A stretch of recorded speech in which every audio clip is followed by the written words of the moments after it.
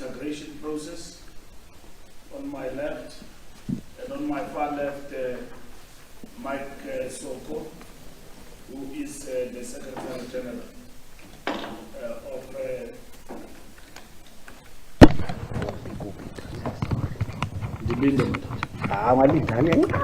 2 minutes. Mbalula. Go. Okay. The National Executive Committee of the ANC have endorsed the integration process of SANCO, which is born out of a conference which was held at Alexander and in Durban. These comrades have worked among themselves.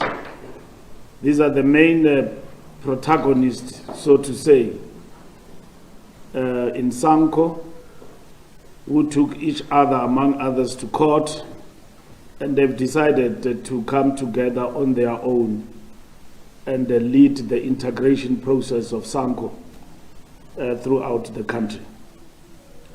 The ANC held its National Executive Committee meeting from the 7th to the 10th of July 2023 to consider several reports, discuss and take firm decisions on a number of domestic and international issues impacting on the work of the organization at the national and international level. The National Executive Committee meeting received a political overview by the President, Comrade Cyril Ramaphosa, NWC report from the Secretary General, Comrade Mbalula, as well as various other reports covering the work of the organization, of which we make reflections on the way forward in this statement. Accordingly, we released this statement on key commitments arising from the National Executive Committee discussions. Nelson Mandela Month. In his political overview, the President alluded to the fact that we held this NEC meeting during the Nelson Mandela Month, dedicated internationally to the memory of our departed icon and stalwart in the struggle for liberation, whose sacrifice towards our political freedom, as well as his wisdom in leading us to democracy as a leader of the ANC, is recognized and celebrated throughout the world. The President and the NEC once more paid tribute to President Nelson Mandela and further committed ourselves as the ANC to his vision for democracy, freedom, justice, and equality, underpinned by the radical socio-economic emancipation of our people. The President reminded the National Executive Committee that it is the Constitution that enjoins us to create the new society for which many paid with their lives. It is against this backdrop that the ANC renews its commitment towards dismantling the socio-economic defaults of race, gender, and class in our society, whilst striving for a prosperous South Africa, a better African continent, and a just and peaceful world. The ANC will announce activities as part of celebrating this icon of our liberation struggle, whose birthday this year coincides with the convening of the BRICS Plus political parties dialogue in Ekurhuleni. On load shedding, the National Executive Committee was pleased to note that even though the challenges of load shedding persist, nonetheless there is a marked improvement on the energy availability factor from the various ESCOM plants. Whilst intermittent load shedding will continue, overall the trajectory points to success towards ending load shedding altogether.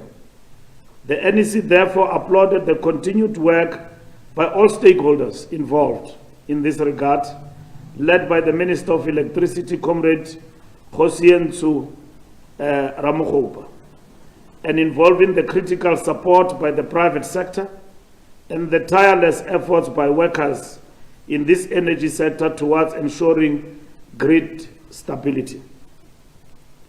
The increase in EAF further enables more interventions on fixing and maintaining generation units in all ESCOM plants. The NEC also noted the addition of power from renewable energy, the anticipated additional 7% points from Kusile Power Station, as well as the utilization of previously decommissioned power plants. The National Executive Committee therefore reassures South Africans of its commitment towards ending load shedding, which has had a serious negative impact on both the social well-being of our people as well as economic development.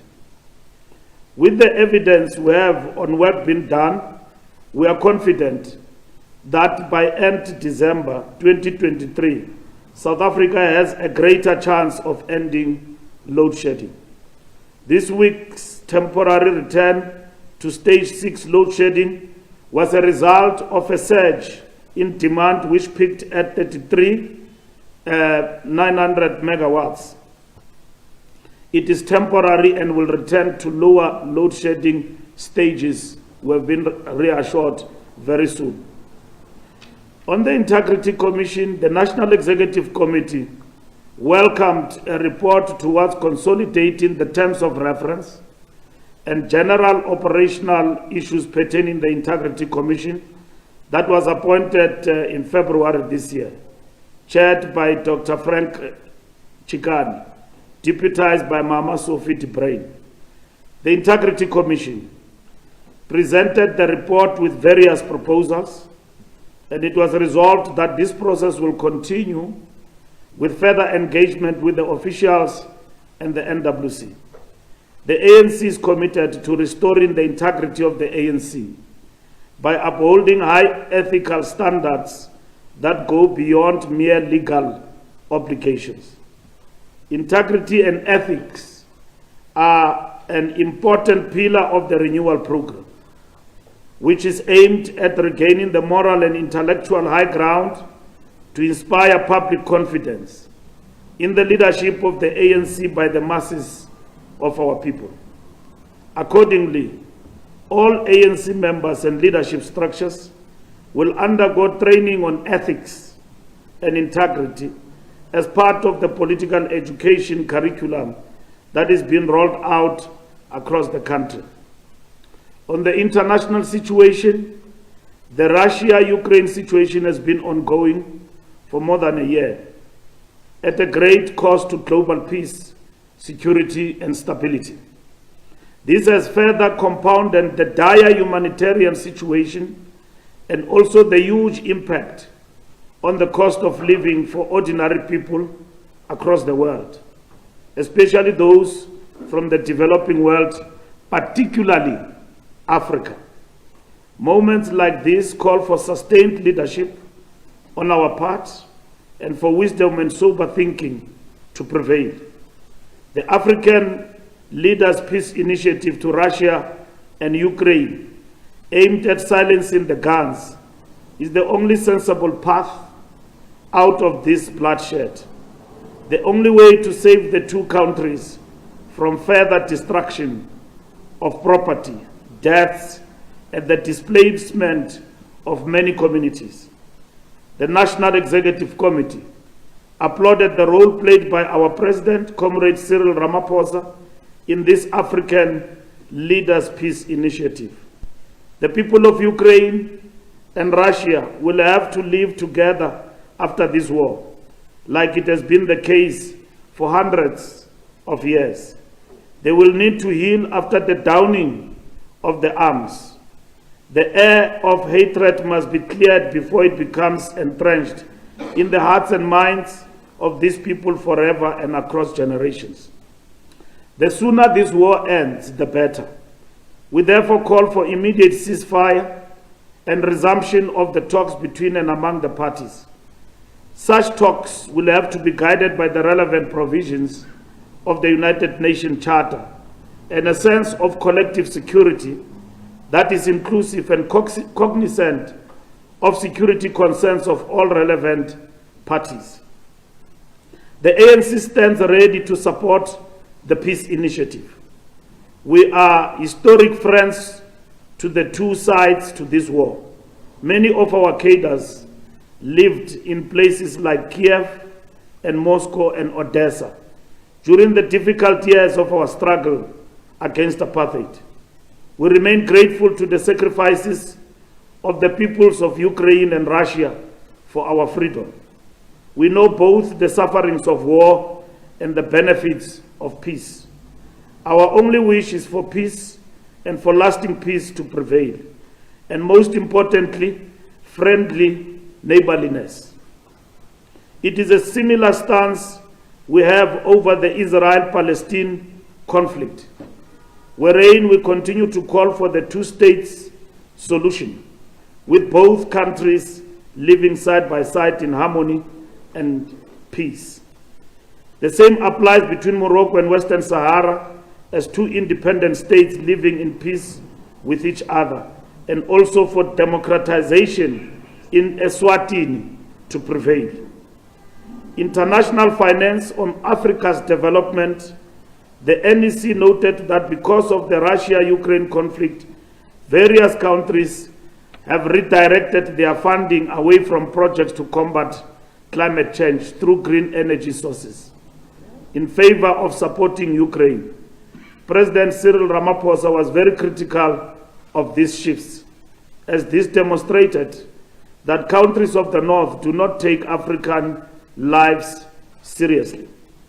This is because shifting of funding to Ukraine away from Africa's development programs showed the lack of commitment by countries of the North on Africa's economic development against the backdrop of the disproportionate impact of climate change has on the African continent. Therefore, the NEC called for the reform of the global finance systems, among others, to enable rapid and sustained development in Africa. On international investments, the National Executive Committee commended the work by the President on mobilizing and attracting international investment into our economy, which has yielded over 1.5 trillion from the private sector against a target of 1.3 trillion. This will certainly boost our economic growth and job creation efforts. We are confident that government will put in place the necessary institutional arrangements to monitor and oversee the implementation of these initiatives.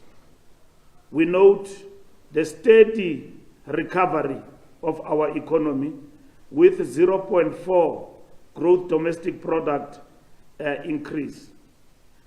And this in itself is a clear demonstration that we are on the recovery from the blood shed during COVID-19, where we realized job losses of 2 million people in the economy.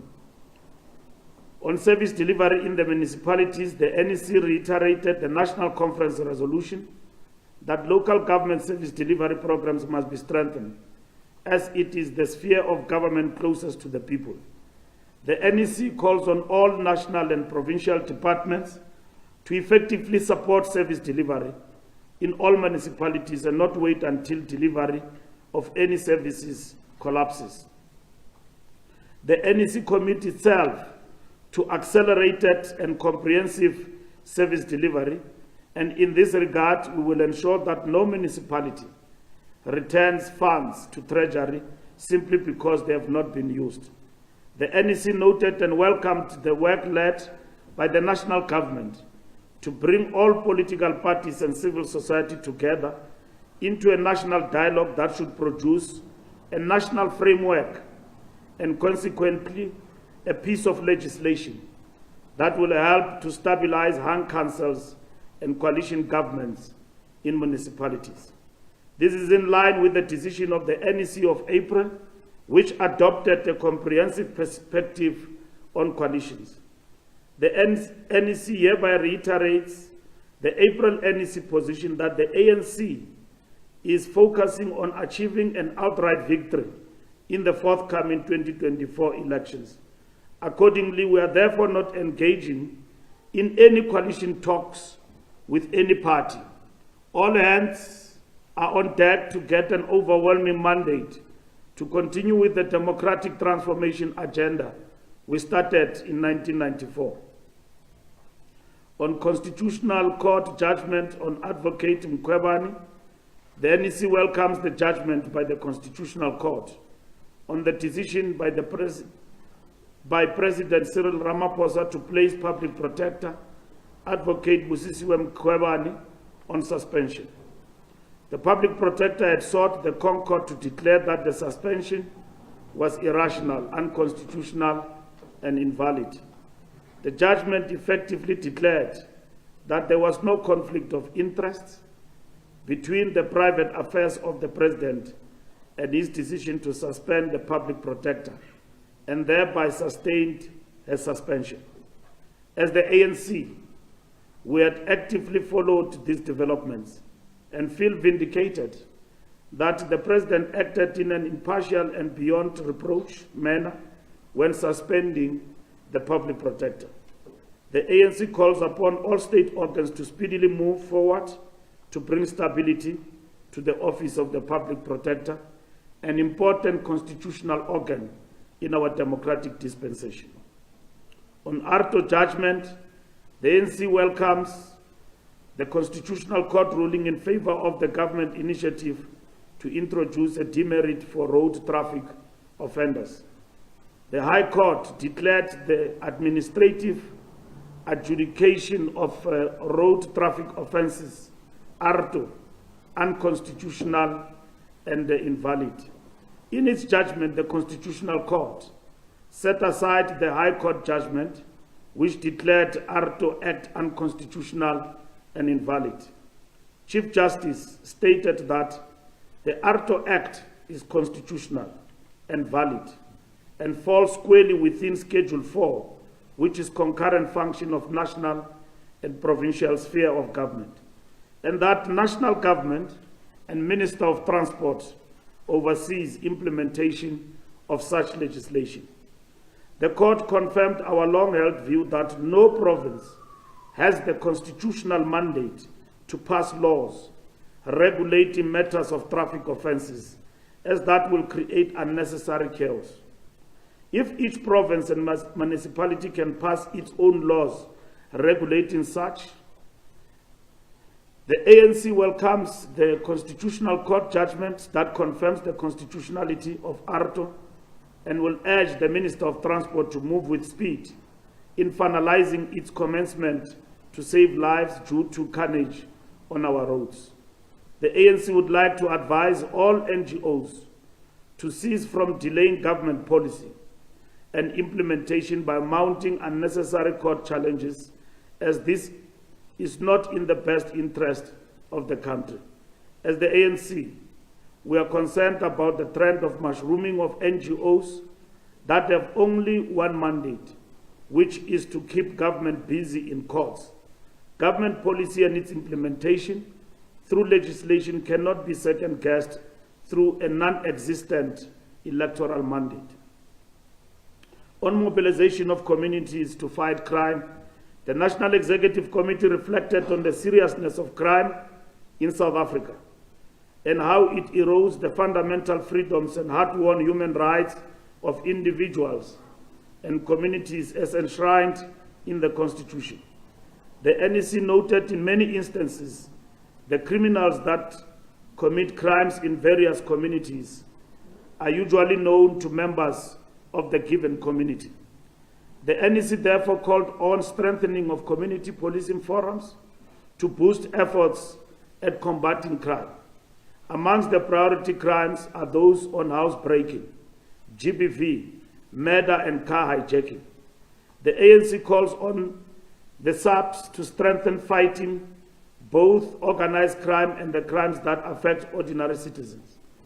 The ANC calls for the creation of a specialized unit comprising of the South African National Defence Force, the SAPS, and the Department of Mineral Resources and Energy and Home Affairs to combat illegal mining as zamazamas. The NEC looked at the possibilities of creating a drug police unit whose members are not drawn from members of the community that they are servicing. As in many instances, the police are reluctant to arrest organized crime drug lords for fear of reprisal on their families. The NEC noted the seriousness of violent crimes, such as cash in transit heists, often leading to deaths. The police must be empowered to effectively defend themselves from armed syndicates that threaten the lives of people and the police.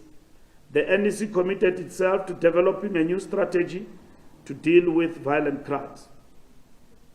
The ANC commits itself to take steps to combat crime which erode people's human rights through theft, physical and emotional injury, and death. This will include ensuring that the police are appropriately supported through relevant equipment, such as vehicles that can match up to combating organized crimes, such as cash in transit heists. The ANC further urges its members to be involved in community policing forums. VBS report and consequence management.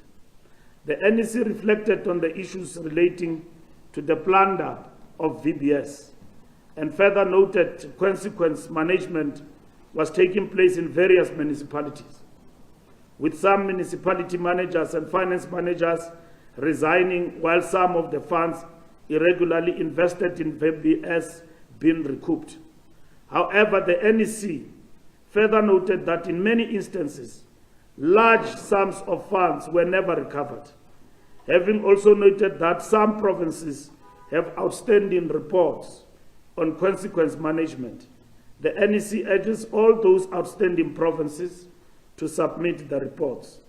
The NEC further noted that whilst municipalities suffered financial loss, it was also worrisome that members of various communities suffered huge financial losses through savings on ventures such as stokvels in some areas.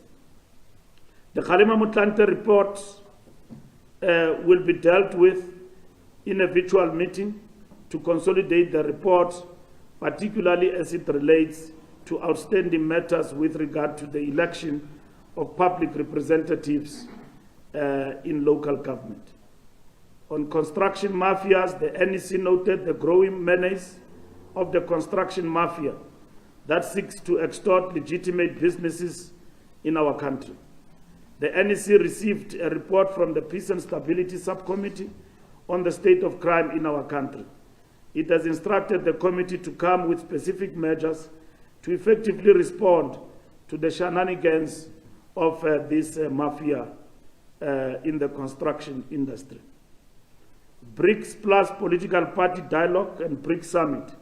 Having reflected on both the BRICS Plus Political Parties Dialogue and the BRICS Summit, the NEC resolved to clarify to the public that whereas BRICS Summit in August is a government event, the BRICS Plus Political Parties Dialogue is essentially an ANC initiative on political solidarity with political parties from other countries.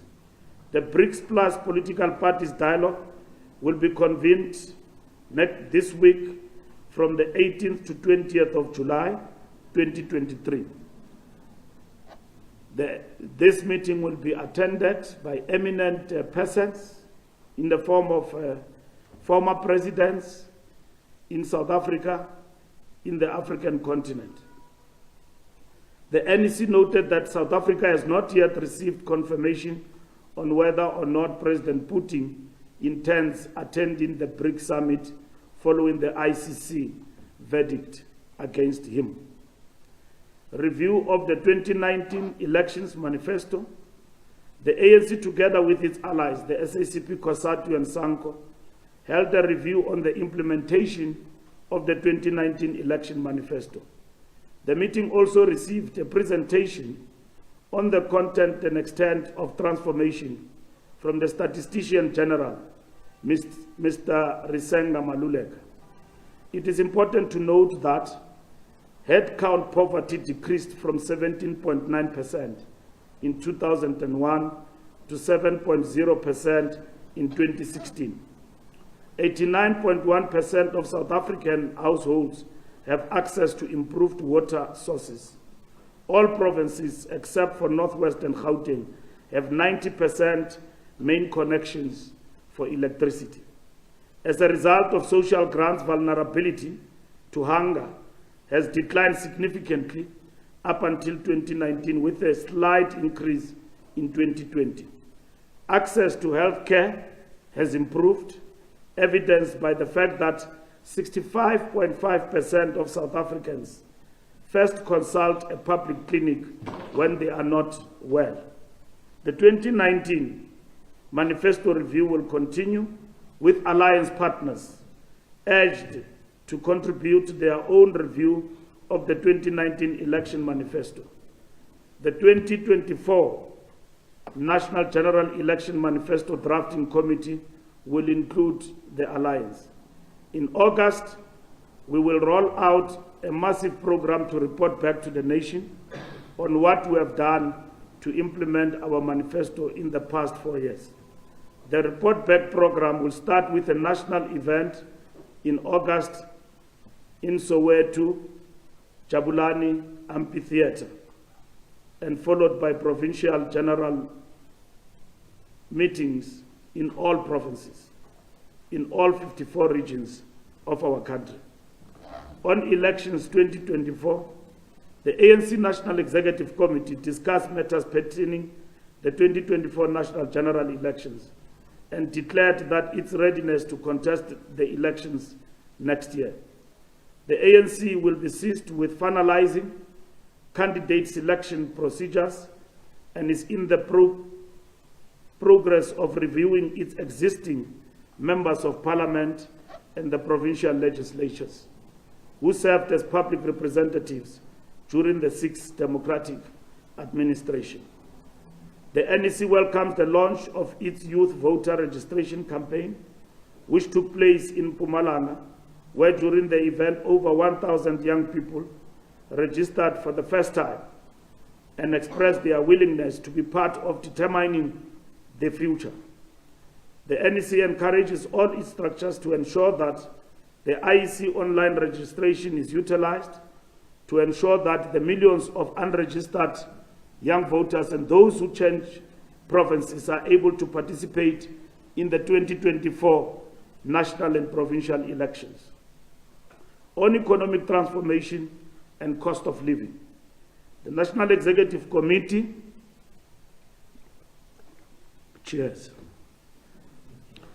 the National Executive Committee discussed the persistent rise in the cost of living in the post-COVID period and considered a series of interventions to curb this trend.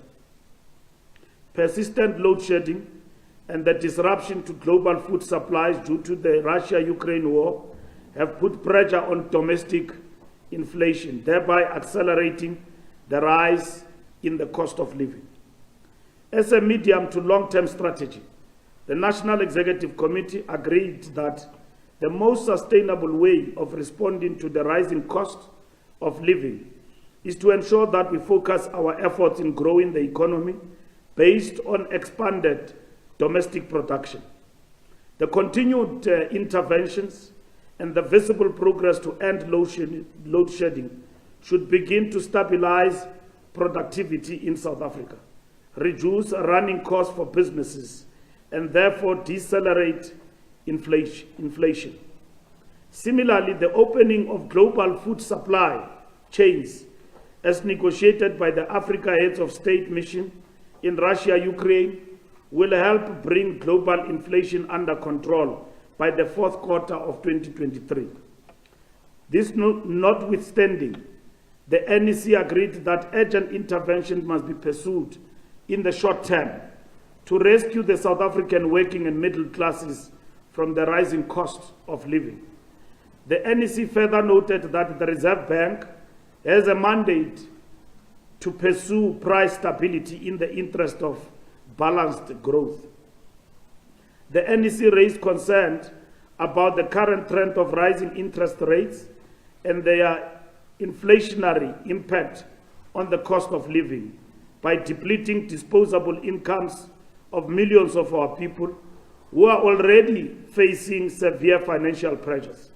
This trend subdues consumer demand, which is a critical element for economic growth. The NEC further does not believe that this untenable trend in rate hikes is in the interest of balanced growth. The NEC therefore directed the Minister of Finance to urgently hold discussions with the South African Reserve Bank, as mandated by the Constitution, to explore other measures to manage the current economic challenges other than raising interest rates.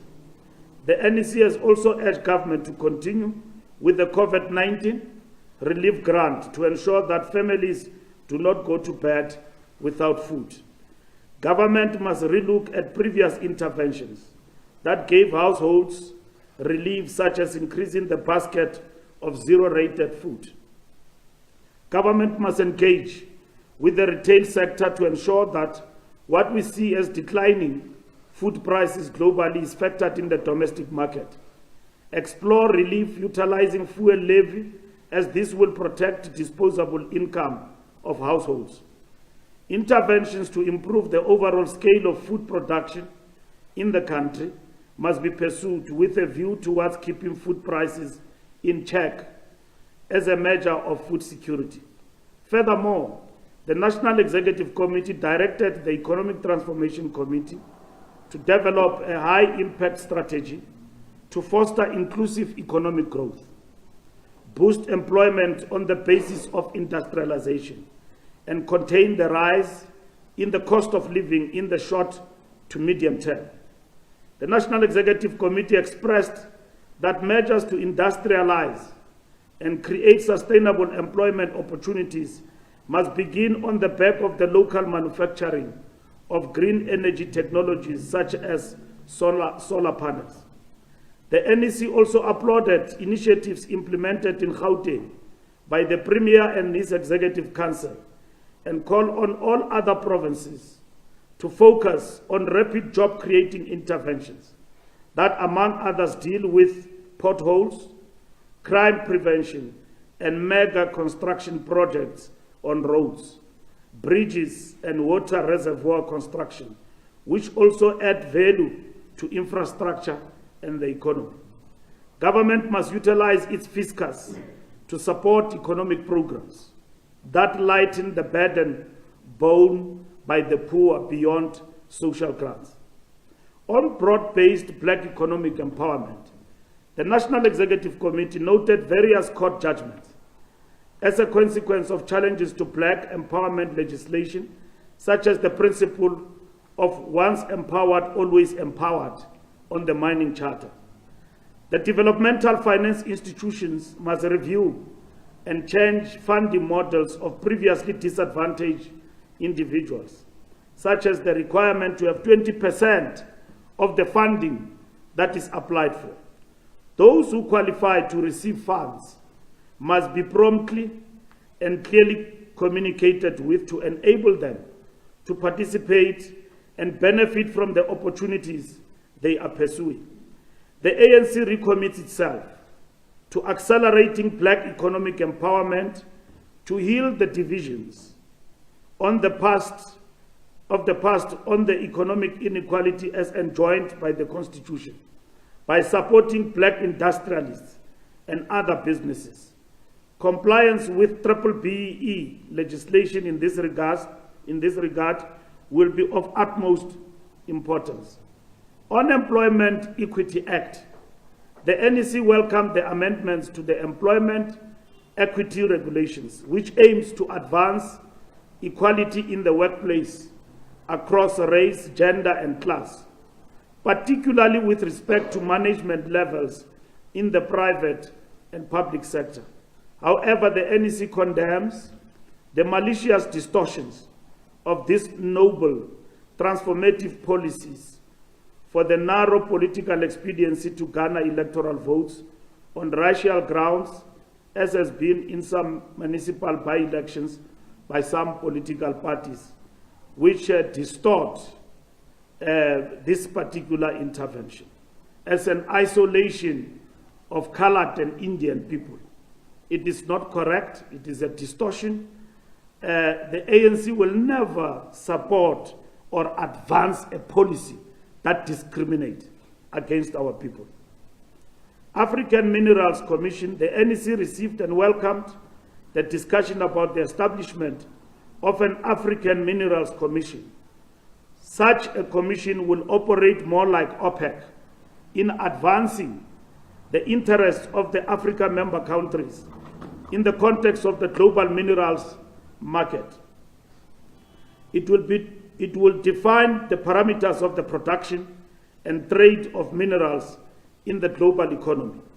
It will ensure that the peoples and the countries with a mineral inheritance are the principal beneficiaries of natural endowments of their countries. The NEC will support more mineral exploration funding to ensure South Africa's industrialization and energy security. On mineral beneficiation, the NEC noted strides being made to consolidate our beneficiation strategy. In line with this discussion, the NEC restated the necessity to implement the old and well-held position of the ANC to beneficiate our minerals and enable rapid industrialization. Going forward, the NEC instructs its Economic Transformation Committee to come up with guidelines and concrete steps to effect beneficiation of our minerals. Minerals beneficiation holds huge potential with regards to South Africa's industrialization, new entrepreneurship opportunities, economic growth and employment creation, whilst simultaneously increasing the value add of our exports and thereby increasing national revenue. On water security and service delivery, the NEC reiterates the importance of water as a basic resource essential for community sustainability, livelihood, as well as industrial operations. The NEC noted current challenges with regards to access to water, noting that this challenge will escalate as the economy and the population grow into the future. Accordingly, the NEC resolved to investigate building more water reservoir infrastructure. Such infrastructure must not only focus on servicing industrial areas such as Gauteng, as it has been with the apartheid projects, but to serve all provinces. The NEC calls on all spheres of government to ensure that communities benefit from water reservoirs built within their neighborhood, as that is not only just an issue, but may also legitimately raise social discontentment if not addressed. The NEC also calls for rapid interventions to ensure access to water to combat waterborne diseases such as cholera. On national health insurance, the NEC welcomed advanced stages towards the implementation of the national health insurance. This is a radical reform. This will enable universal and equitable access to health by all. The NEC urged the Department of Health to accelerate revamping public health facilities to strengthen the pathway towards the NHI. On illegal initiation schools, the NEC notes and is very much unhappy with the continued death and gender mutilation of young men by illegal initiation schools. The ANC calls on communities to report any illegal initiation school activities to law enforcement.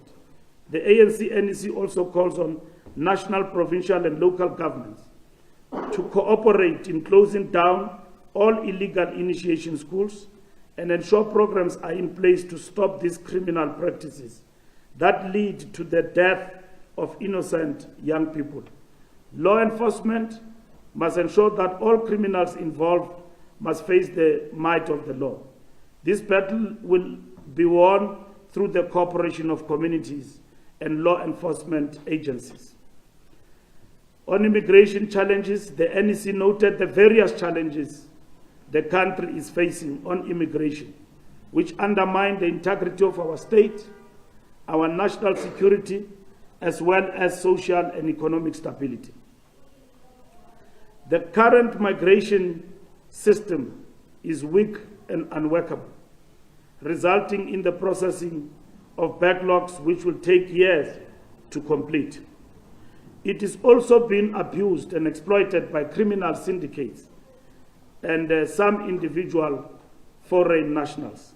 There is an urgent need to completely overhaul the various pieces of legislation to meet the new challenges that include policy framework proposals on citizenship and on immigration. In addition, South Africa must investigate either withdrawing or amending our commitments to some of the international statutes that do not serve our national interest. Meanwhile, the NEC commits itself to clamping down on our porous borders. Illegal immigration that put a serious strain on South Africa's fiscus, as well as planned social services, including an influx at our health institutions, crowded informal settlements that further demand more water, sanitation, electricity, school facilities, and other infrastructure expenditures. We reiterate that South Africa must live in peace with all countries of the world, premised on, among others, a just immigration dispensation. It is with all other states across the world. The NEC further reiterates that legal immigrants in line with our laws are welcome, irrespective of country of origin. But South Africa's fiscus has no capacity to absorb all the socio-economic challenges of the rest of the world. The NEC also noted the need for SADC, the AU, and other multilateral or regional organs to be engaged on immigration issues. On the Grand eNCA, drawing from the outcomes of the South African Democratic Republic of Congo Binational Commission, the important initiative of the Grand eNCA Hydro Energy Initiative was discussed by the meeting. The NEC agreed that South Africa must participate and partner economically in the project to secure megawatts critical for our development. On banning of trucks, the ANC has observed and condemns the anarchist behavior of arsonists who have banned trucks in KwaZulu-Natal and Mpumalanga. This is not an act of protest. It is an unacceptable, violent, and cowardly behavior that has no place in our democracy. We support the initiative by government to seek to bring to book the perpetrators of these heinous crimes. And government, law enforcement must work with communities to deal with these criminals who are banning trucks, because that is an act of economic sabotage. The NEC felt that as we undertake the critical task of the socio-economic transformation of our country, we must be informed by our character as a disciplined force of the left. We are not just trying to develop our country, we are doing so informed by the prescripts of the National Democratic Revolution, at whose center are the interests of the immense majority, the working class, the rural poor, the black middle class, and the patriotic businesses. On the United Democratic Front 40th anniversary, the ANC notes and welcomes the 40th anniversary celebrations of the United Democratic Front. Indeed, the launch of the UDF 40 years ago was a seminal development in the struggle against apartheid colonialism. It is an important and heroic part of our history. The ANC officials and the NWC will continue to engage the comrades leading the celebrations on the way forward, the NEC resolved that the ANC must play a leading role in this UDF anniversary celebrations. NWC visits, the NEC welcomed and expressed its appreciation of the ongoing NWC visits to provinces. These visits are critical in bringing the leadership closer to the members. They create a platform for the leadership to learn firsthand of the problems and the challenges facing the people. They enable the national leadership to do proper oversight on the state of the provincial and local state to give guidance to all our structures. The NEC further noted that the image of leaders counts as communication tool of the ANC as part of our communications plan. The ANC NEC resolved to robustly and dynamically consolidate our communication strategy guided by the principle of one message, many voices. The NEC believes that our message must be heard everywhere in South Africa. Apart from the challenges that the ANC has encountered, the good story of our achievements must not be lost. The ground covered to advance development must also be effectively communicated. This is more the case as we mark 3 decades of our freedom and constitutional democracy from 1994 to 2024. The ANC commits itself towards strengthening the alliance, underscored by the recent meetings we have had with the SACP and SANCO. The ANC commits itself to hold further meetings with its alliance partners, including on critical issues of the 2019 manifesto review, as well as drafting the 2024 election manifesto. The ANC is working hard to assist SANCO to become a united and a stronger civic movement, and thereby strengthen the mass democratic character of the progressive forces for change. It is the view of the NEC that the coming together of the 2 main groups to rebuild the civic movement is an important step in the right direction. It must be supported by all progressive forces, and we must all close ranks to reinforce the initiative. Like I said, we endorse the integration process led by the President, Richard Klope, and the Secretary General, Mike Soko, and their collective teams, working with all the provinces. We are aware that there are people who are working to register SANCO as a political party. We are opposed to that initiative. So is SANCO also opposed to that initiative. The integration process will work to engage all who want to be part of the unification of SANCO in our country. And we look forward to a SANCO conference in November that will take place in South Africa. And the comrades are here to speak for themselves about the way forward in terms of the integration process. The ANC Women's League is poised to convene its national conference in the next 2 weeks. The ANC Women's League is the biggest organization of progressive women in our country. We see it as a leading force in the fight against the legacy and continuing reality of triple oppression of black women in our country. The ANC remains committed to supporting the ANC Women's League in its various programs towards the full emancipation of women, young women, and the girl child. The ANC noted that the Veterans League will hold its national conference also later this month. The ANC look forward to the Veterans League serving as the moral compass of our movement as we navigate various complex national transformation issues, both on organizational and governance issues. The ANC will continue to sip from the timeless wisdom and counsel of its veterans, some of whom have been appointed into the Integrity Commission, while some play vital roles on various platforms, including the structures of the ANC. We venerate and celebrate our veterans for the heroic role they played in our struggle and look forward to holding hands with them in the ongoing struggle to transform our socio-economic landscape.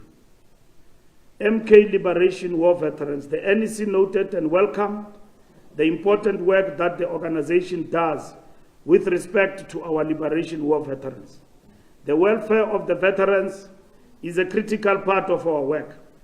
We see MKLWV as an important platform to address the socio-economic needs of all those who sacrifice their lives through military combat for the liberation of our country. The ANC will always avail itself to attend to their needs. The ANC will deepen their integration to the life of the organization, particularly in the work of political education. In this area, the Liberation War veterans can assist to instill values of sacrifice, loyalty, honor, and dedication to a younger generation of ANC members. The NEC welcomed and celebrated the successful convening of the 26th National Congress of the ANC Youth League after a difficult period of 8 years. As President O.R. Tambo once said, a nation that does not care for its youth does not deserve its future. The Youth League is a very important component of the ANC. It is the training school for ANC leaders. We look forward to listening to the voice of young people on the critical challenges facing the youth and the country. The ANC has sorely missed the vigor, vitality, and impatience of the youth, which is indispensable in a revolutionary movement attending to the task of fundamental change. The ANC Youth League will help with the revitalization of the youth development programs on unemployment, skills development, and youth entrepreneurship. Not only will the Youth League champion this youth development interest, it will also mobilize them behind the decisive ANC electoral victory in 2024 national general elections. The ANC also commits itself towards assisting SASCO and COSAS to build united and stronger organization. The ANC fully supports the consolidation of the Progressive Youth Alliance, constituting of the ANC Youth League, SASCO, Young Communist League, and COSAS. The ANC will support the PYA as it mobilizes various youth formations on progressive youth development agenda, including ensuring that the NYDA is accessible to all youths in our country. On solidarity with Palestine, the NEC noted with grave concern the escalation of violence against the Palestinian people. Of greater concern to the NEC is the disproportionate and brutal actions of the Israeli Defense Force in Jenin. The violence against the Palestinian people, the continuing occupation and dispossession of the Palestinian land and properties, and the normalization of apartheid practices and religious intolerances are in direct violation of the United Nations Charter and UN resolutions. These horrific events take place in the year when the world commemorates 75 years of the Nakba, when over 700 Palestinian villages were destroyed and Palestinians displaced to create the State of Israel. The NEC reiterated the ANC's position on the inalienable right of the Palestinian people to self-determination, freedom, independence, justice, and equality. The National Executive Committee noted the participation of Israeli football team Maccabi Tel Aviv in the FIFA preseason training camp hosted in Spain, in which South African football club Orlando Pirates is participating.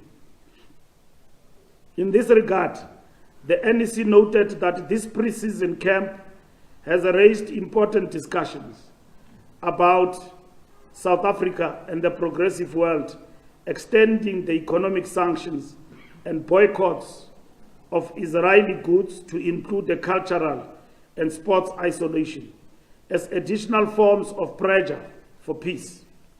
Although South Africa has no existing decision on a sports boycott against Israel, The climate in Palestine coinciding with this camp raises legitimate moral concerns.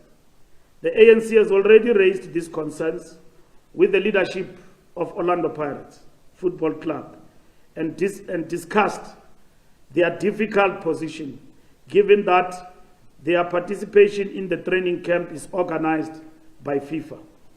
The ANC is going to continue engaging with its progressive allies in Palestine and the world over about this matter of a sports and cultural boycott. These are being discussed among all peace-loving global citizens and countries, but have not yet been concluded.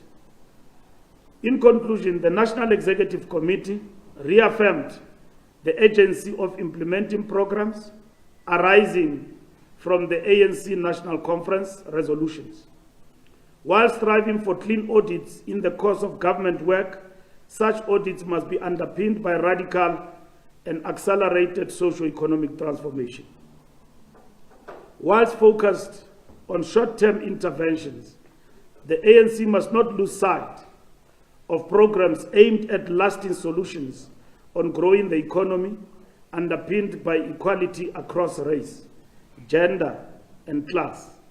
The ANC must seek to redress the apartheid-era economic monopoly patterns. The ANC will rapidly utilize its command of state power to ensure a developmental state in line with our National Conference resolutions. The NEC paid tribute to comrades that recently passed on. Once more, we dip our revolutionary banner in honor of Comrade Blanche Laguma, Isop Pahat, Maruma Katija Kachalia, Noganiwe, Anti, Nyatela, Diego Museneke, Junaid Pahat, Mesa Ali Motlana, Tina Jumat Peterson, Amos and Betty Kumede, Silo Mudibedi, and Zoliswa Funisela, Mluleki Obrimali, Ntombizoto Doris Skosana, Billy Masetla, Joe Mpisi, David Nidri Blanco Mabaso, Mukholodi Kora Dikhachi, Klas Dionge, Buyiswa Nomkai, Bulawa, and Harry Belafonte. We convey our heartfelt condolences to their loved ones. We also dip our revolutionary banner in memory of Comrade Deni Mukumo from Ward 31, TJ Lidwaba Branch, Mukopani, Mokhalakwe sub-region, Waterberg region in Limpopo region, province. He was a current ANC Youth League branch chairperson, an ANC BC member, who died as a result of a car crash involving a truck on the 3rd of July, 2023 on N1 North on his way from the 26th ANC Youth League National Congress. He was both a delegate as well as part of the medical team. We convey our best wishes for good health to Comrade Aziz Pahat, Bushi Mape, Nef Manana, and Donovan Klute. Thank you very much.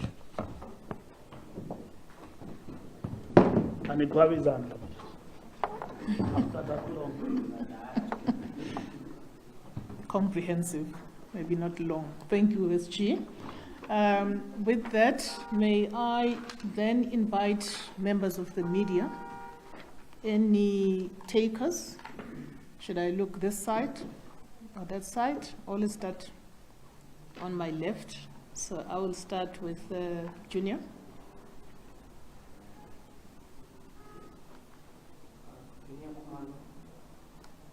Not that audible.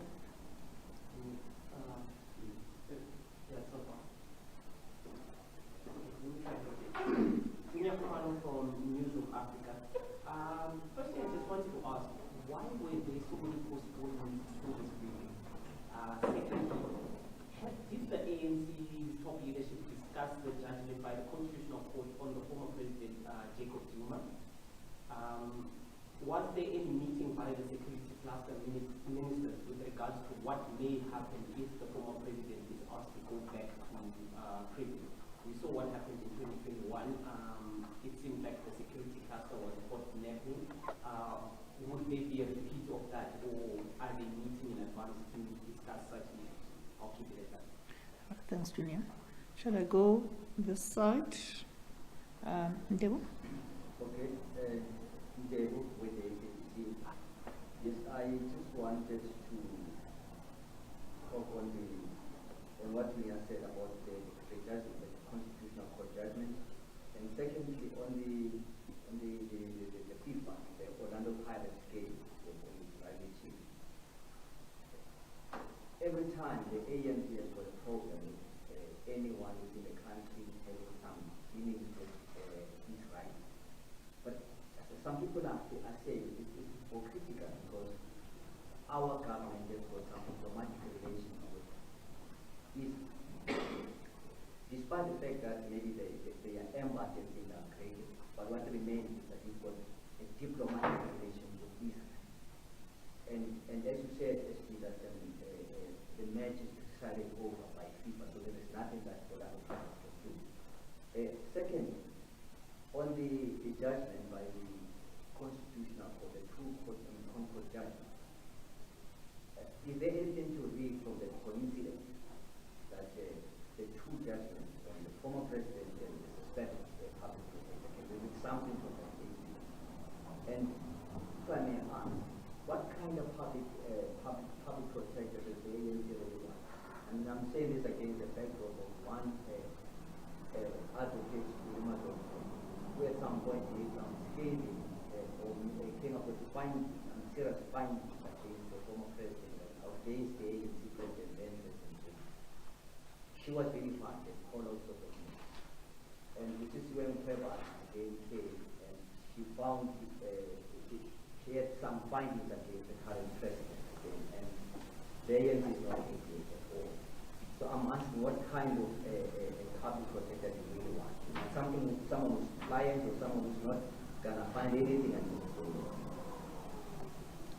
Thank you, Ndebo. I've got. All right, thanks. I've got my brother right there at the back. Please go ahead. Thank you. Also interested to find out the ANC's stance on the Constitutional Court judgment, given what Peace Minister said yesterday on being ready for any eventuality. Also interested to follow up on what you said around load shedding, just to get clarity. Are you saying we're most likely going to see the end of it by 2023 in December? Just to get clarity on that. Also, on BRICS and President Putin, you did mention that the ANC had not gotten the go-ahead on whether it's coming or not. But did you discuss as the ANC what you want to happen, given that ICC warrants of arrest review reacting as how it's wanting to be arrested? You also touched on the torching of trucks. Maybe, do you think enough is being done? Because this has been going on for some time now, SG, in terms of the torching of trucks. And also, maybe lastly, around some of what we heard from the Deputy President, Paul Mashatile, suggesting that to be outed by August, and the President also clarifying that that is not going to happen. Was that discussed by the ANC? Maybe trying to get clarity on actually what's happening there. What about Mashatile? The suggestion that it made to media that the people are out to oust them by August. Okay. Are you done, Abiwe? All right. Thank you very much. I will then turn to USG.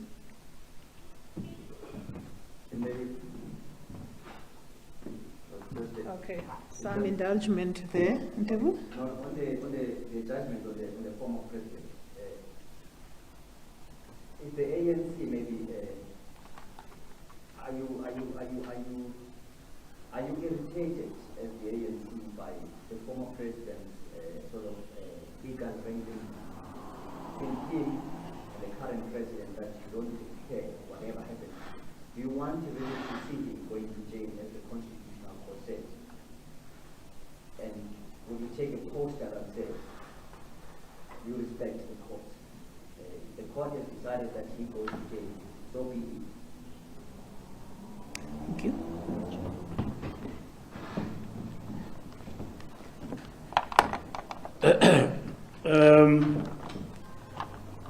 Junior from Newsroom Africa, postponement happened because of various reasons, which some are technical and so on.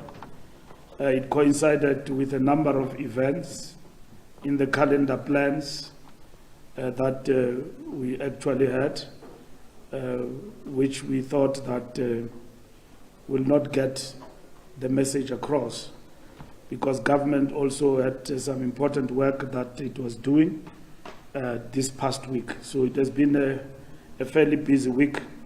So that is why the postponement, because it is important that the message of the National Executive Committee must be understood and come across to the rest of the populace at the right time, so that people understand the ANC, and the ANC speak for itself and is not second-guessed by anyone. Did we discuss the matter? First, what we need to clarify is that we respect the courts and their outcome. The moral perspective to it is that we empathize with President Zuma, and no one wants to see anyone at the age of 80 going to jail. But in this instance, the law is the law, and government must deal with all the pros and cons. Interpreting the judgment, we have had voodoo lawyers here interpreting the judgment their own way. Others say doesn't mean he must go to jail. Others say he must. Obviously, government need to look at all those things. What is in the best interest of the country and what is the correct interpretation of the law. So we are an organization that upholds the rule of law in our country. And then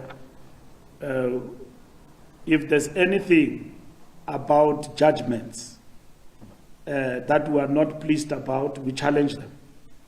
And then we engage with them sensibly and with facts. So the ANC does not go around making out of 10 remarks about judgments. We focus on the law, and in this particular instance, that's what we're looking at.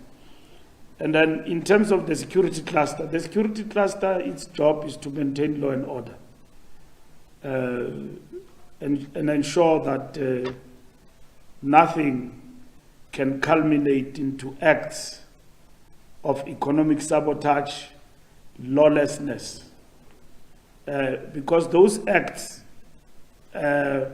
tarnish the authority of the state. That we are a banana republic, we are a lawless society, then people, the inhabitants of this country, do not feel safe, because the state and the rule of law is shaky. What happened in July shouldn't have happened. You apply the rule of law in terms of the state, you clamp down on anarchy. The first thing that happens, you clamp down on anarchy. The same as with the torching of trucks. Crime intelligence must do its work. We must find these people who are torching trucks and deal with it from the point of view of stamping the authority of the state.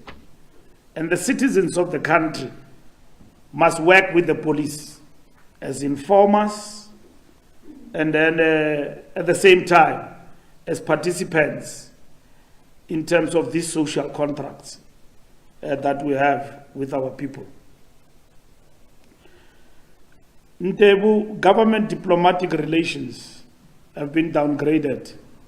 The predicament which we have, which must be addressed by all peace-loving people, is the question of how do we treat the state of Israel. Miss South Africa went to Israel. We made calls that she must not go. She went. to Israel. We're having some trade relations with Israel. Some of the grapes you eat from Woolworths come from Israel.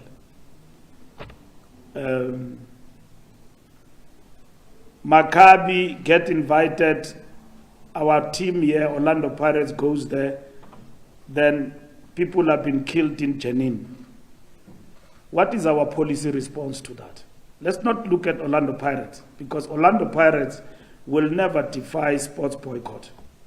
What our people, justifiably so, were saying to Orlando Pirates, don't play Maccabi in light of what is happening, as an act of solidarity. Pirates find itself in a precarious position because it's invited in this tournament. It won with one goal. Iran plays America in the World Cup. The stadium is sold out. And yet Iran is subjected to economic sanctions. Banyana, they win what is this? Africa Cup of Nations in Morocco. Morocco has suppressed the people of Western Sahara.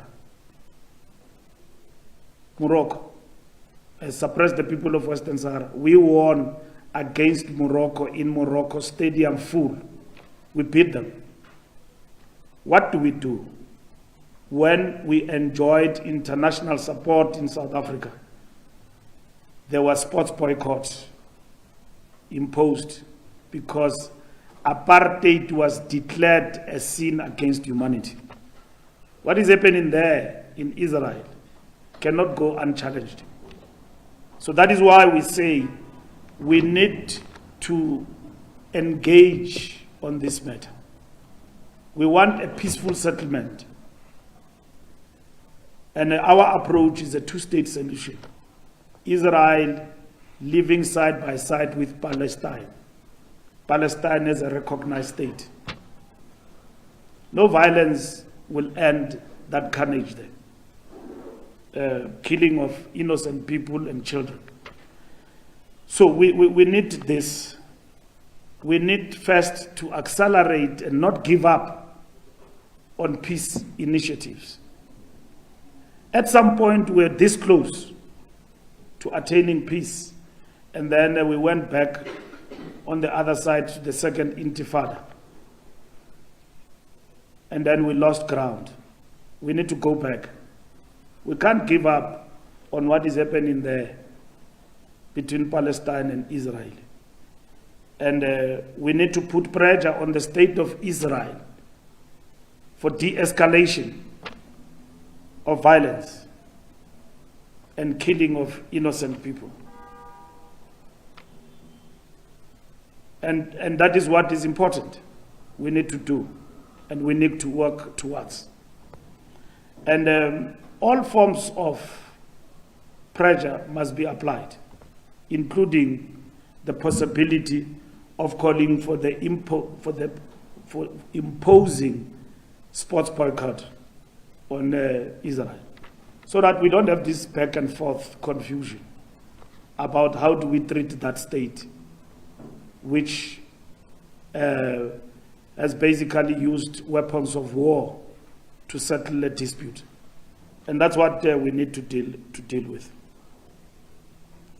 We want a public protector who acts and is informed by the law, and that's what we want. ANC at some point was not happy with the public protector, Thuli Madonsela, but Thuli Madonsela's actions were vindicated by the courts, and the ANC was proven to be on the wrong. In terms of Nkandla report, she was. So the ANC lost, and the ANC have accepted self-correction.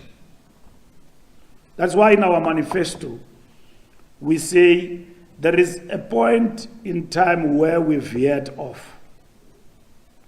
We did, because When the public protector said in a report, President pay, and the Minister of Finance will make a determination, and then he says, President, you became a beneficiary of this, but you were not the architect of this mess.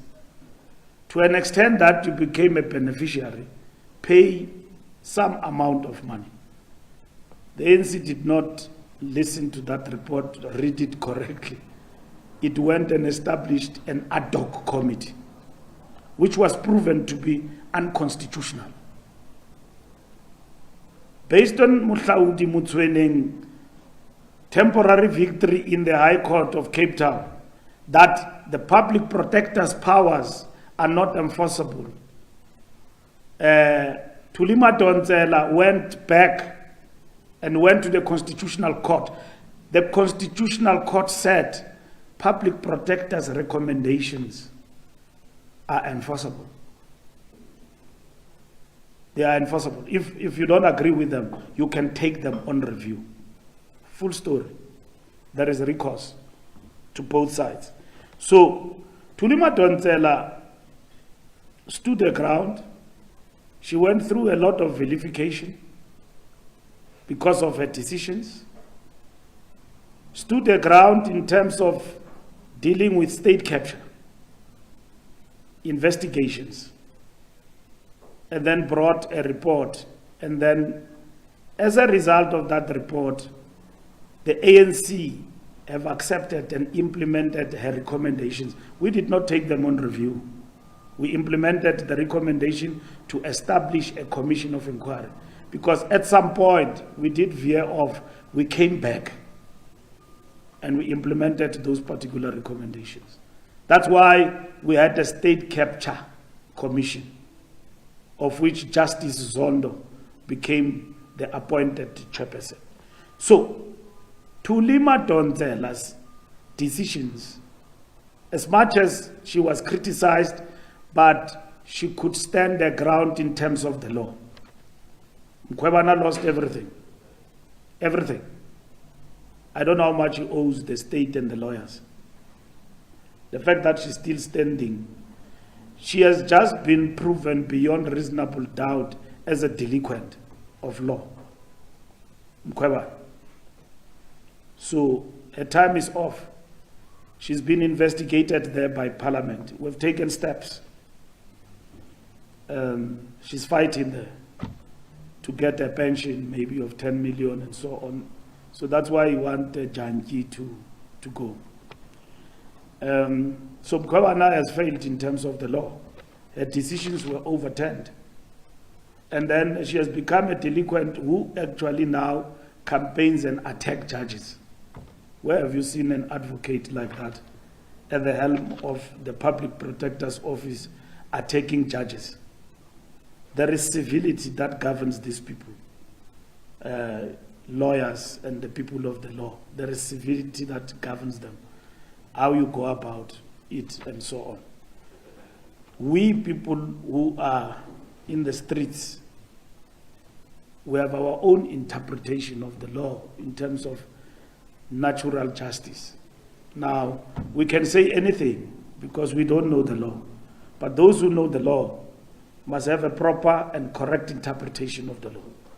So, Mkhwebana lost everything in terms of her decisions.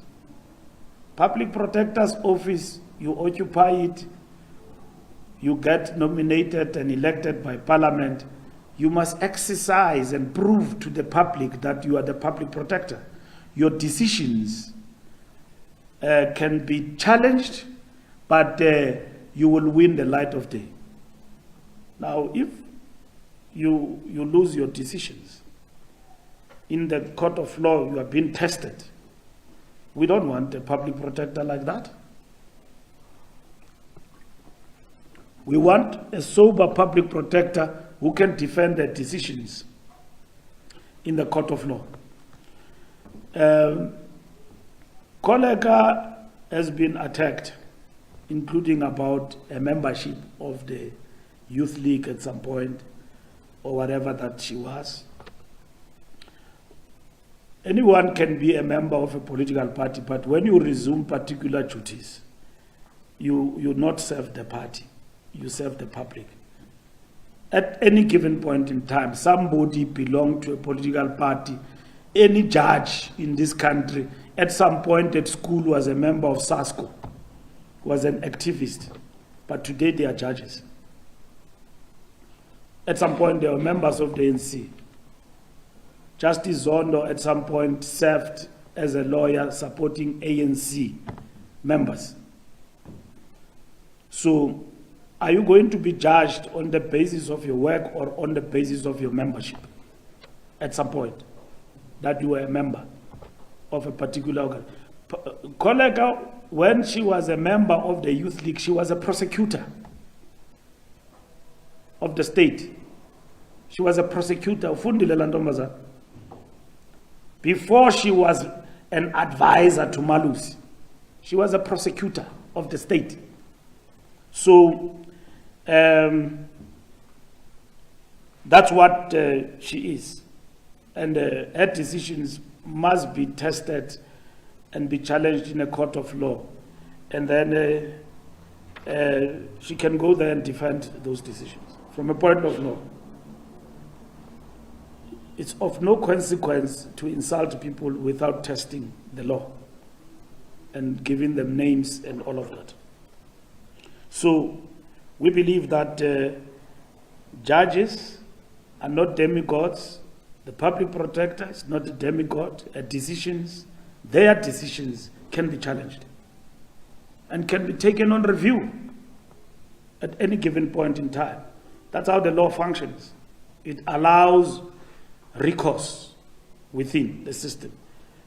One leader always decried the fact that what do you have beyond the Constitutional Court? And Dalimpofu came with that thing. What did they call it? When he challenged the Constitutional Court decision. What? Yeah, rescission application. Dalimpofu taught us about the rescission, which we people who are not law people, we didn't know. So he came with rescission, challenging the Constitutional Court. So our constitutional democracy, how it has been in terms of the rule of law, has allowed for a recourse at any given stage and time. Load shedding time frame. Look, we want load shedding gone yesterday. It has been ramped up as a result of this coldness and so on. But we're making strides, and we see that. We salute ESCOM and the leadership led by Sputla and all the ministers involved, Pravin Gordhan and Gwede Mantashe, and everyone. And ESCOM, these things are not just happening on their own. They happen because somebody's at work, is doing something. So we see this progress. It needs to be ramped up, and we're confident with what is presented before us. December might be too far, but load shedding should be something of the past, not for political management. We're told at some point that load shedding is gone. And then only to find that it was gone because we were burning diesel. That's what happened. So it was not gone forever. So if something you announce to the public is gone, it means even if Mbalula comes and take over, the rate that came in, you wouldn't find load shedding because it's gone. It doesn't depend on an individual engineering skills. It depends on sustainability and the interventions you have made to make it a point that it is gone. BRICS,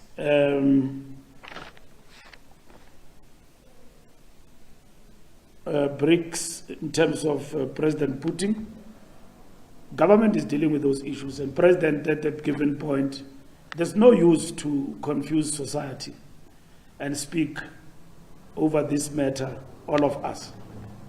We will urge government to handle this matter with care And the President is dealing with the matter, implications of the law, whether this is doable. If it is doable, it will happen.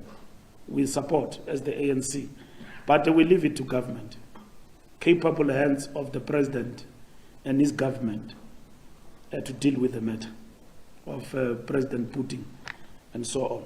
We all know that we are signatories to the Rome Statutes. We are prohibited by the law, or we have the law clearly states that if a warrant of arrest is done, a country which is a signatory will have to take steps. But from the point of the law and dealing with the matter, government is very much capable to get proper advices, deal with the matters at their disposal in the best interest of the country and BRICS. That's what is important. So they are dealing with that matter at their level, so we don't want to spoil it by speaking out of turn, like as if we are not matured and organized people. We are organized.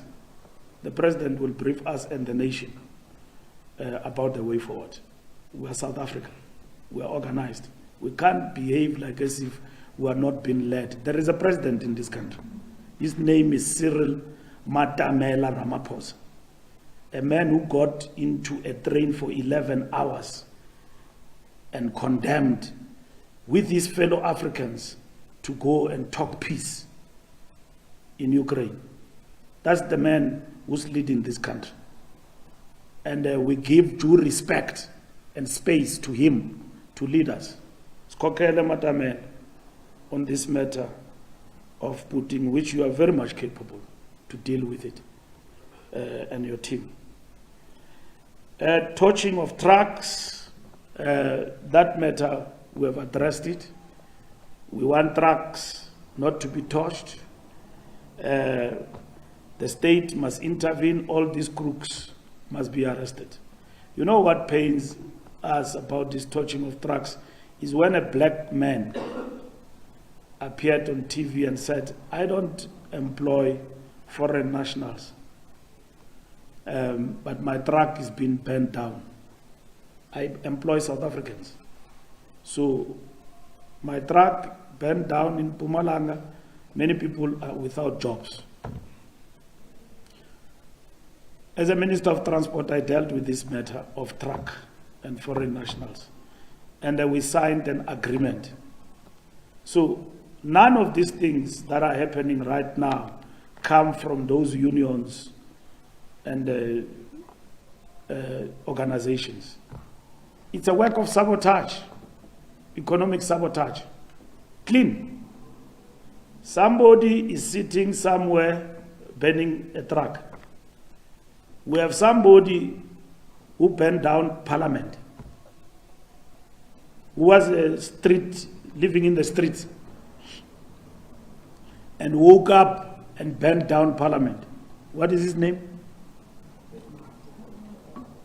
Mafe. I politiki landlord. Ya politika pa. I burned Parliament. He tells the judge every day. He woke up, burned Parliament. But you know what is worrisome? What happened to the cops who were guarding Parliament?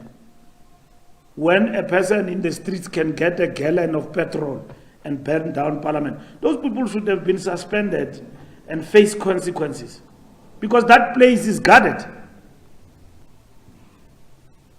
It's guarded. Everybody just kept quiet. Cops were on duty when Mafe single-handedly burned down Parliament. Cops were on duty there. National Parliament burned down.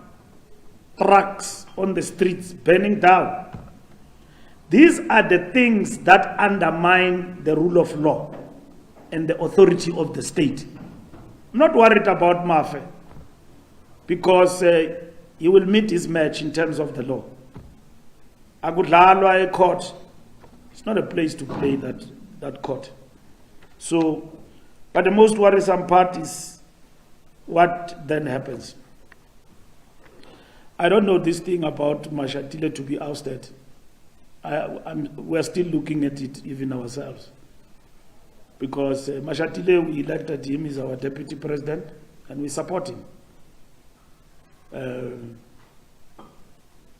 He's a capable leader of the ANC. So if there is a campaign against the deputy president, we are looking at it. All what we see is stories, claims, and all of that about the deputy president, this and that. We're looking at all of those things. To an extent that it's a campaign politically aimed at annihilating an individual. We're observing that with keen interest, because never again will we come to a stage where political leaders in the ANC are subjected to these shenanigans. Never. That does not mean that political leaders must not answer for what they are accused of. To an extent, it becomes a campaign. We will see. You know, when people say Mbalula owns somebody 3 million, I must answer. But I know the story where it comes from. I can tell you where it comes from. But I answer. Right? I must answer. The ANC can't answer for something that they don't know. The ANC doesn't know when I sit at night with crooks and ask for 3 million and so on. The ANC wouldn't know that. I must answer. Answer, Chief. Where did you get the 3 million? Why do you ask a 3 million from? 3 million gang or whatever that it is. Okay? So, anybody must answer. Mbalula must answer. And if there are integrity issues, Frank Chikani must come in.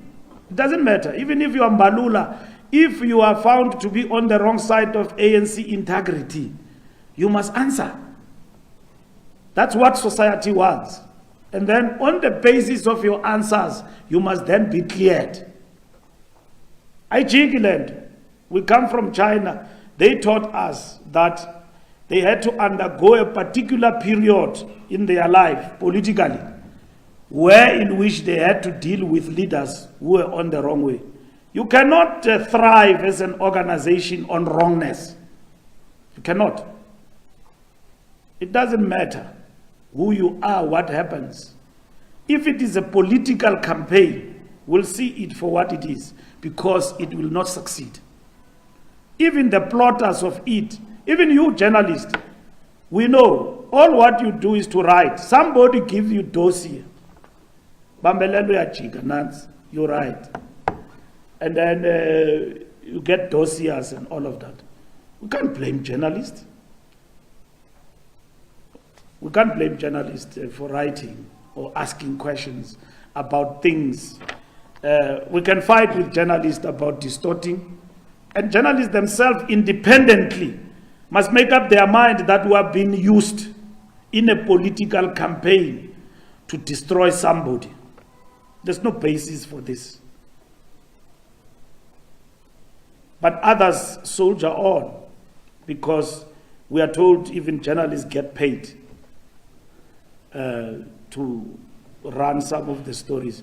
But we can't prove that. So such things do erupt without pattern. Mambone palagangaka uhamba kakuhle unenkuntyula yemali. And then inanipila kamnandi and subject to lifestyle audit. Some of you drive interesting cars. Nipala into ezinkulu ngabantu. And nobody's questioning you. Ukuthi efondini ukhola kangaka uyifumana phi imali. You drive Mercedes uyi journalist. Masiye nathi fondini. Gawustuntsele man sitye nathi lento uyityayo. So people are not subjected to that. But as politicians, we must account about what happens in our life and all of that. And If we want to sustain and defend the revolution we are about, we must be fair to ourselves and be fair to the ANC. You can't be this during the day, by night you are something else. Hoodwinking, lying to people that you are something that you are not. And then don't throw stones if you live in a glass house. Because all of us, like Batabile will say, we've got our smallanyana skeletons. When you know that you are not clean, don't walk on the highway. Every day, see address about this and that. Don't walk on the highway. Stay on the path. Your politic, you will be fine. You'll be fine.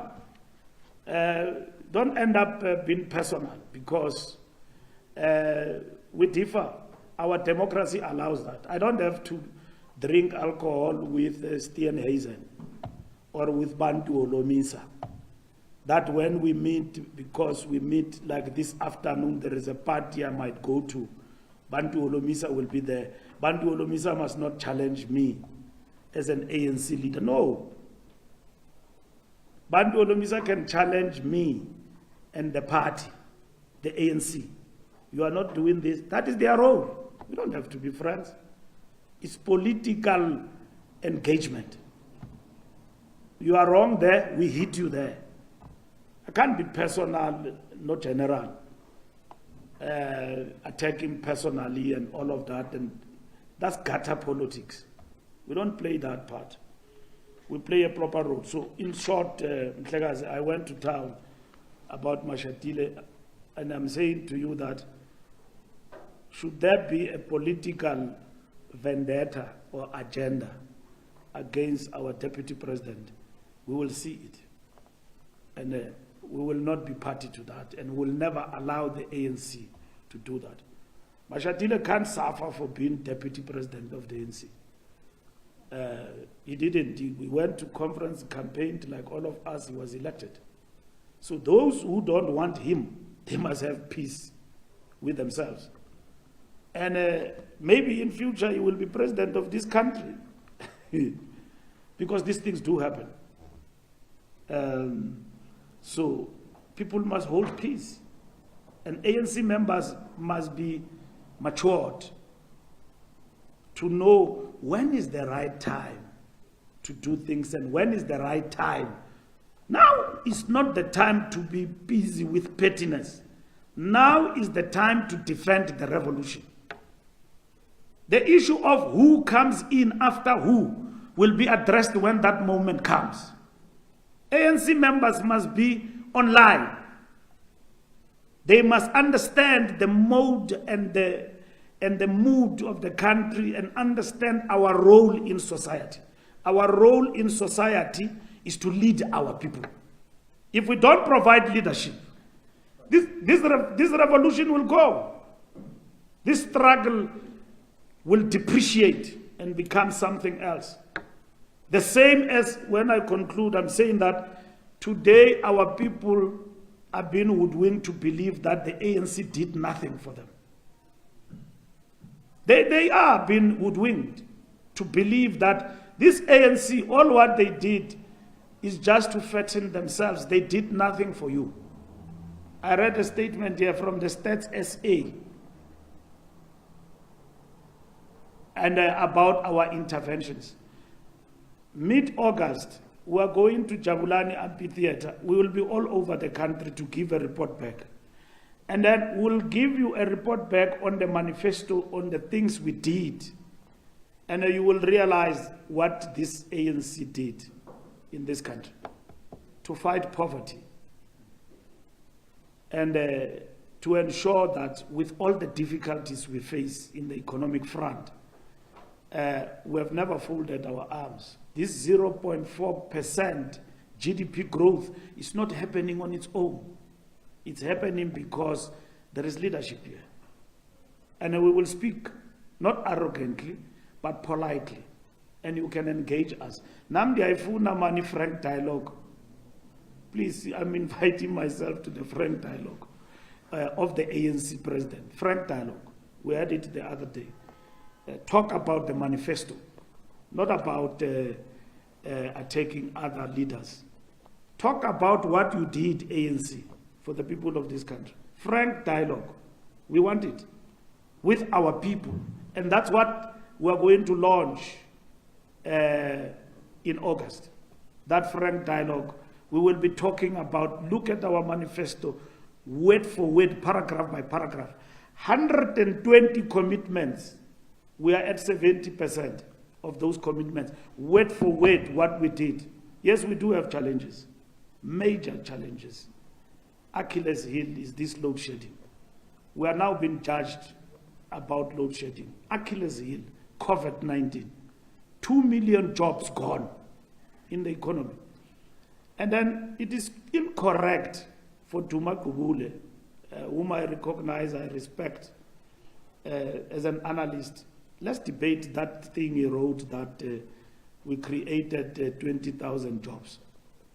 Let's debate that. Don't run away and insult people. Let's debate that. We will put our manifesto, we'll put the facts on the table.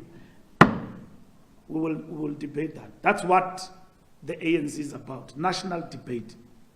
Not Twitter, 140 characters and increased more now, and all of that. Let's debate issues. These round tables, engagement, are healthy for our democracy. And I understand the journalists one time when they complain, hey, we can't get the president. We gave you the president for 2 hours. We gave you the president because we must account, we must engage. And then it's up to you what you want to engage about. We don't prescribe. We didn't say to you, don't ask him about Phala. We gave you Ramaphosa.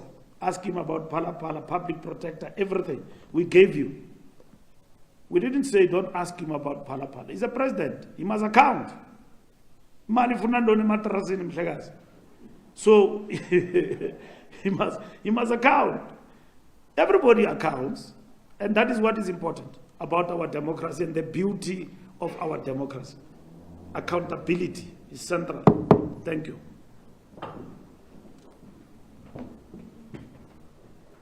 Thank you, SG. I'm certain that whoever had any other follow-up questions has been sufficiently covered. Am I correct, colleagues?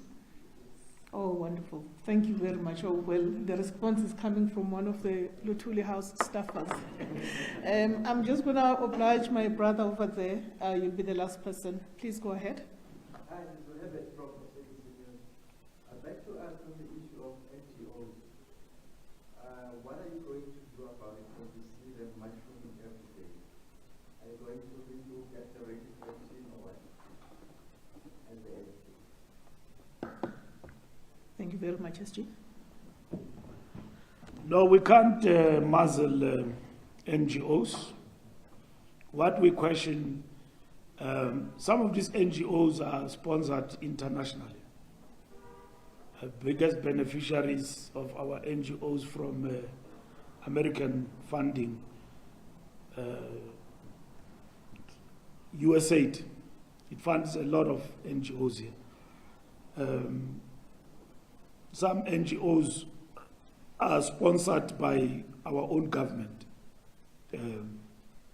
social development, support NGOs for different causes.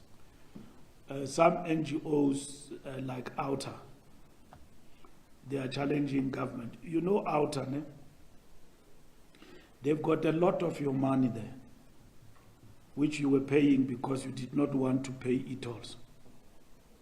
So people didn't want to pay e-tolls, they paid OUTA so that they are not prosecuted by the state. Should the issue of them being taken on by the state to enforce the e-tolls, OUTA was there going to pay them back. Now I want to ask OUTA, where is the money? Because I've done away with e-tolls. So these people who are paying you, where is their money? Pay them back, because there's no case to defend. And besides, in terms of law, we won anyway. against them in terms of e-tolls. The ANC took a decision to scrap e-tolls as a moral obligation and to listen to our people, because when we introduced e-tolls, we did not prepare society. People just saw mushrooming of countries, right? Countries all over. 2010, they thought that is a new thing that came with Sepp Blatter. And they were told later by Outer and others that no, these are countries that are going, you are going to pay. It's e-tolls. But the reality of the matter is that what South Africans must know, and don't know some, is that these roads we're traveling on, and we complain that some of them are having a high turn of potholes. Somebody somewhere must pay for that. And we pay through levies, like e-tolls that we pay. Sanral doesn't have that money. So you pay also from your pocket. When you travel through the road, every day you pass there, you pay. Now, the Gauteng freeway improvement program has stopped. You know, you see most when you travel around Gauteng that we're developing the roads, because Gauteng is the economic hub of this country. So we're developing roads in what was called Gauteng Freeway Improvement Project, which was the e-tolls. It has now since stalled. We must find money somewhere to improve the highways and to make Gauteng, the economic hub of this country, look like South Korea. Beautiful roads, or China, you know, beautiful roads there. Like what you see in Edgecombe, Mount Edgecombe in Durban. Beautiful road that Sanral built there. That's what we're doing here. So we must find money somewhere to continue with Gauteng Freeway Improvement Project. Now, e-tolls are done away with, and that is the decision we've actually taken. So, Outer and other NGOs, we can't regulate unless we're not in a democracy that NGOs are not allowed. We can't do that. ANC can't do that. Other countries can, not here. NGOs here are allowed to flourish, including those that are sponsored, by the way, internationally, who become voices to deal with this elephant called the ANC and all of that. They are allowed in the space of our democracy. We can't muzzle NGOs. So I'm just giving an example about Outer and their interventions and so on. They too can be taken on the commitments that they make. ANC can take Outer on the commitments that they basically make. So there are NGOs that are supported for a specific agenda by AfriForum, things like AfriForum and all of that, for a specific Afrikanerdom agenda, preservation, culture and everything here in this country. They are now building a university between Midrand and Pretoria. They are building a university there. And then some of the meetings that they convene are very interesting meetings. How Afrikaner people are being mobilized against this country on the basis of danger and khafar that the ANC has become. So we need to converse through with South Africans so that they understand our intentions are noble. They don't have to join the ANC, but they are South Africans. They pay tax here, they do everything. We need to listen to them. They don't have to be members of the ANC. That's how we build a nation. And that is fundamental also to our program. So NGOs are important, and they play a very important role. So we can't muzzle NGOs. We want them to grow and to be supported.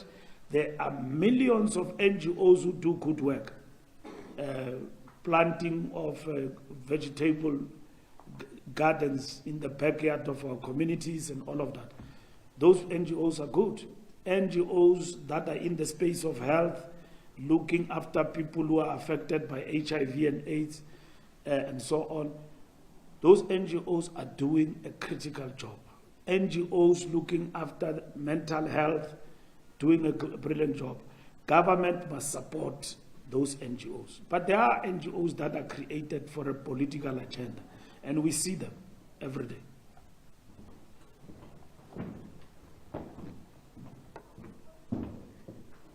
Thank you very much. With that, this now brings to an end this press briefing. Thank you very much, members of the media. Thank you, SG.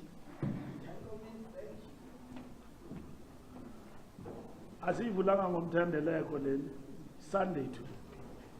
Kufuneka sithandaze. Thank you, comrades.